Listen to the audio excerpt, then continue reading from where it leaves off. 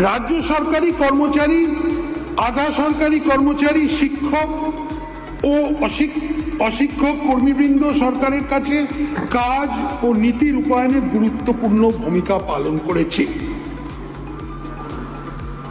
এদের এই অবদানকে স্বীকৃতি দিতে আমরা ঘোষণা করছি যে বর্তমানে 18% মহার্ঘ ভাতা দিয়ে ওপর অতিরিক্ত 20% মহার্ঘ তুলে দেওয়া হবে।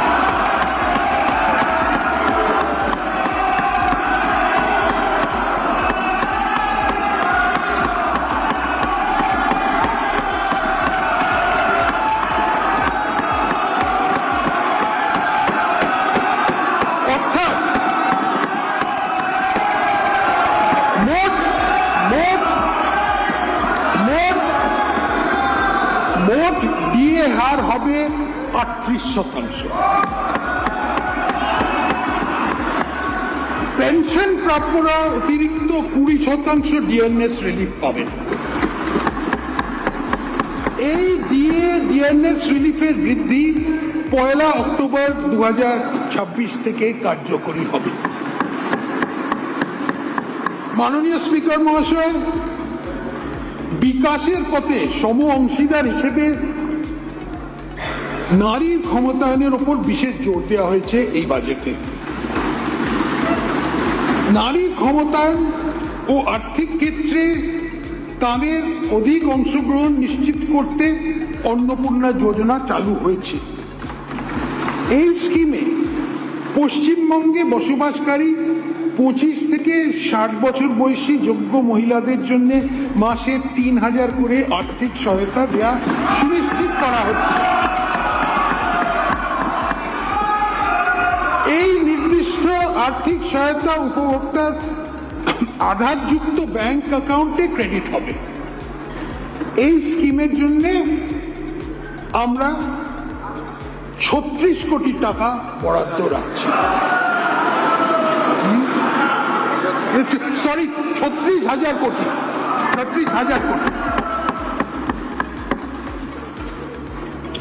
উচ্চশিক্ষায় ছাত্রীদের ড্রপ আউটের হার কমাতে সরকারি ও সরকারি পোষিত মানে গভর্নমেন্ট আর গভর্নমেন্ট এডেড কলেজের অবিবাহিত ছাত্রীদের এককালীন 50,000 টাকা সহায়তা দেওয়া হবে।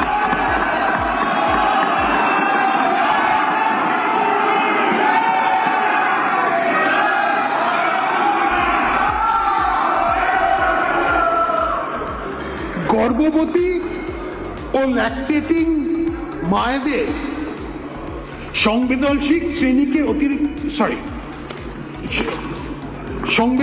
শ্রেণীকে অতিরিক্ত আর্থিক সহায়তা দিতে আমি প্রধানমন্ত্রী মাতৃবন্দনা যোজনার আর্থিক সাহায্য সহ মোট 21,000 টাকার আর্থিক সহায়তা ঘোষণা করছি।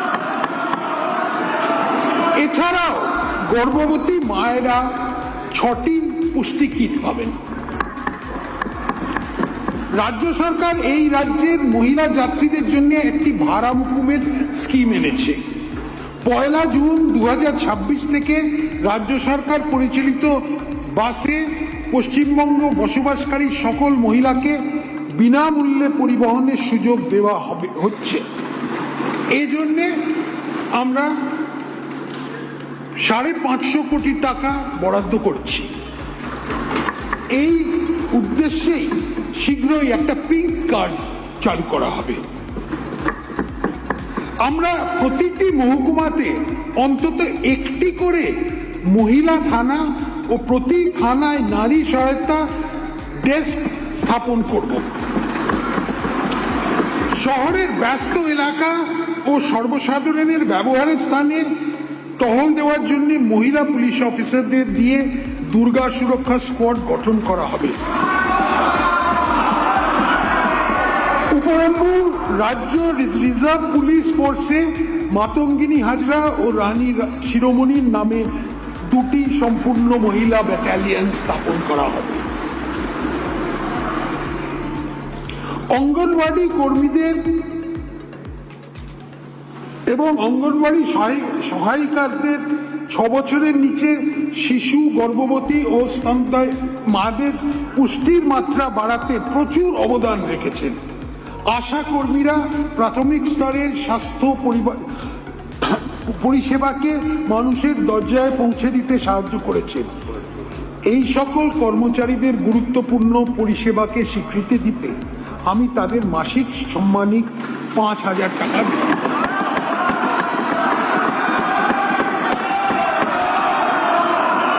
আমাদের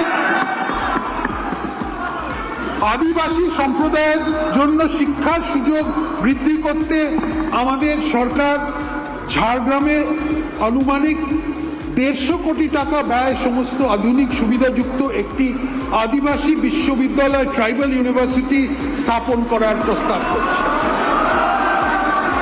এই জন্যে এই আর্থিক বছরের জন্য আমরা 10 কোটি টাকা বরাদ্দ করছি।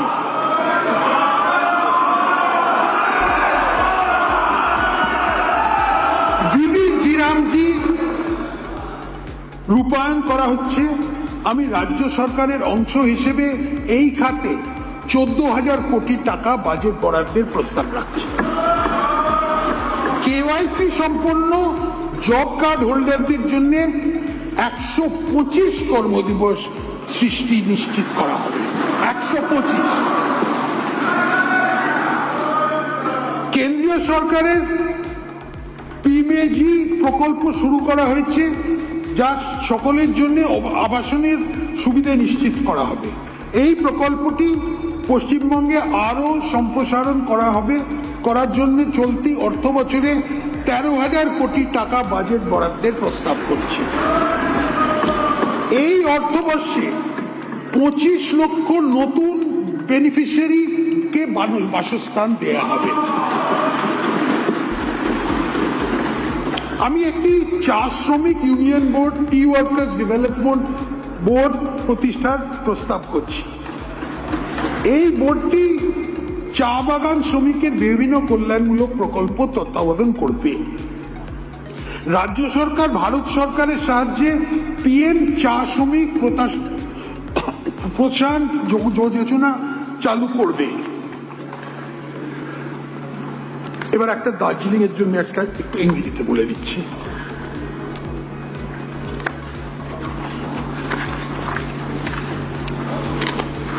West Bengal tea tourism policy allows diversion of 30% tea estate land for commercial purpose.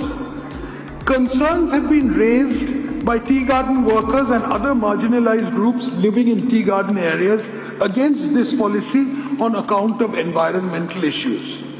In order to maintain ecological balance and preserve cultural heritage in the tea garden areas, I propose to reduce the quantum of land that tea gardens can commercially utilize for tea tourism and other business to 15%.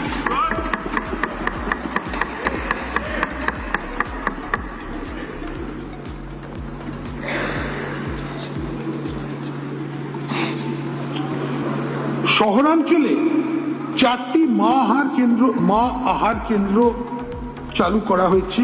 এগুলোতে ডিম, মাছ, সবজি দিয়ে তৈরি সুষম পুষ্টিকর খাবার প্রতি বেলায় জনপ্রতি 5 টাকায় দেয়া হচ্ছে। ভবিষ্যতে আরও 210 এমন কেন্দ্র চালু করা হবে। বয়স্ক, বিধবা এবং বিশেষভাবে সক্ষম নাগরিকদের হলেন সমাজের সবচেয়ে বেশি অসুরক্ষিত। এদের মাসিক পেনশন 500 টাকা বাড়ানো প্রস্তাব আমি করছি।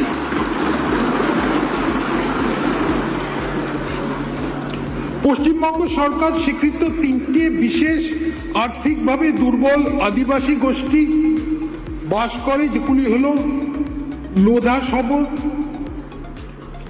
টোটো এবং বিরহল। আমি তাদের জন্য সুষম পুষ্টিগুণ সম্পন্ন খাদ্য বিতরণের একটি প্রকল্প ঘোষণা করছি।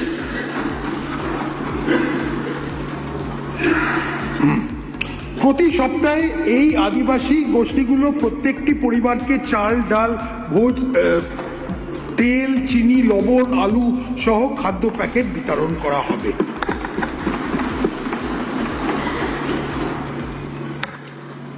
রাজ্যে তফসিলি জনজাতি মানুষদের অর্থ সামাজিক উন্নতির জন্য কেন্দ্রীয় সরকারের প্রকল্প প্রধানমন্ত্রী অনুসূচিত জাতি অভ্যুদয় যোজনা চালু হয়েছে। এই অর্থ বছরে 500 কোটি টাকা ব্যয় করে প্রায় 1500 থেকে 2000টি গ্রামকে এই প্রকল্পের অন্তর্ভুক্ত করা হবে বলে আশা করা যাচ্ছে।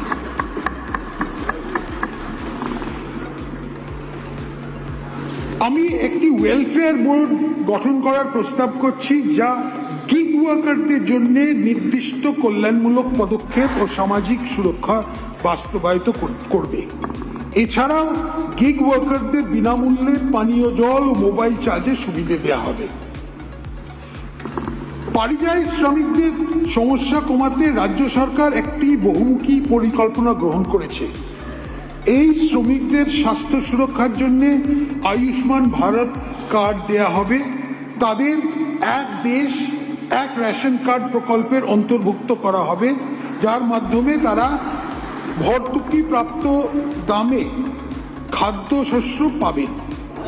আমাদের সরকার রাজ্যের অভিবাসী প্রবণ এলাকায় বাস করা মানুষদের মধ্যে প্রয়োজনীয় দক্ষতা বিকাশের মাধ্যমে বিকল্প জীবনের সুযোগ তৈরি করার বিশেষ উদ্যোগ নেবে। এটা পুরো পরিযায়ী শ্রমিকের সমস্যাটা নিয়ে। দ্বিতীয়, আমরা আসছি নির্মাণ শক্তিতে। ভারত সরকার scheme for special assistance to states for capital investment SASCI বলে এর মাধ্যমে পরিকাঠামো প্রকল্পের রাজ্যগুলোকে সহায়তা দিচ্ছে। পরিকাঠামো তৈরিতে আরো আর্থিক পরিসর বাড়াতে এই স্কিম কার্যকরী ভূমিকা পালন করবে। দ্বিতীয় ও তৃতীয় শ্রেণীর শহরগুলোকে উন্নয়ন চালিকা শক্তি হিসেবে গড়ে তুলতে ভিত্তি পরিকাঠামো, বাসস্থান ও হসপিটালিটি নেটওয়ার্ক নির্মাণের জন্য সিটি ইকোনমিক রিজনসের স্কিম বাস্তবায়িত হচ্ছে। ভারত সরকারের পূর্বোদয় প্রকল্প একটি সামগ্রিক আঞ্চলিক উন্নয়নের উদ্যোগ, যেটির লক্ষ্য পূর্ব ভারতকে শক্তিশালী করা। এই সংকল্পে করা হবে। Eastern dedicated freight corridor linking Dankuni with Ludhiana has been implemented by the Government of India. Our government will take proactive steps to solve the bottlenecks, including land acquisition, and complete the last linkage between Ondal and Dankuni, and also develop Dankuni as a multimodal logistics hub. In addition, our government will also take proactive measures to implement Dankuni-Surat dedicated freight corridor as announced in the union budget to improve logistics and reduce time travel for goods trade. বর্তমানে হলদিয়া এবং কলকাতা বন্দর কম নাব্যতা এবং জাহাজ ওঠানামার turnaround time দীর্ঘসূত্রে সমস্যা ভুক্তভোগী। এই ব্যাপারে আমি পূর্ব মেদিনীপুর জেলার দাদন পাত্রবারে পাবলিক প্রাইভেট পার্টনারশিপ মডেলের মাধ্যমে একটি গভীর সমুদ্র বন্দর গড়ে তোলার প্রস্তাব রাখছি, যেখানে একটি সমন্বিত বন্দর পরিকাঠামোর মাধ্যমে পণ্য ওঠানামা, স্টোরেজ, সহায়ক শিল্প, মাল্টিমোডাল রাস্তা, রেল যোগাযোগ হবে। আমি 1200 কোটি টাকা ব্যয় কালনা এবং শান্তিপুরের মধ্যে সংযোগকারী একটি ভাগীরথী প্রধান সেতু নির্মাণের প্রস্তাব দিচ্ছি। আমি প্রায় 900 কোটি টাকা ব্যয় করে একটা 7.41 কিলোমিটার দীর্ঘ Chingrighata two new town elevated corridor করার প্রস্তাব দিচ্ছি।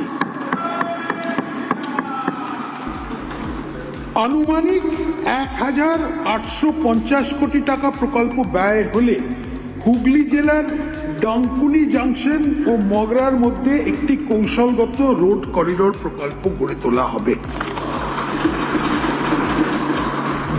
জেলায় 800 কোটি টাকা প্রকল্প ব্যয়ে রাইট ব্যাংক মেন ক্যানাল ও লেফট ব্যাংক মেন ক্যানালের ওপর 4 লেন ব্রিজ সহ NH-14 এর ময়ূরাক্ষী নদীর ওপর 4 লেন বিশিষ্ট ব্রিজ নির্মাণের কাজ হাতে নেওয়া হবে।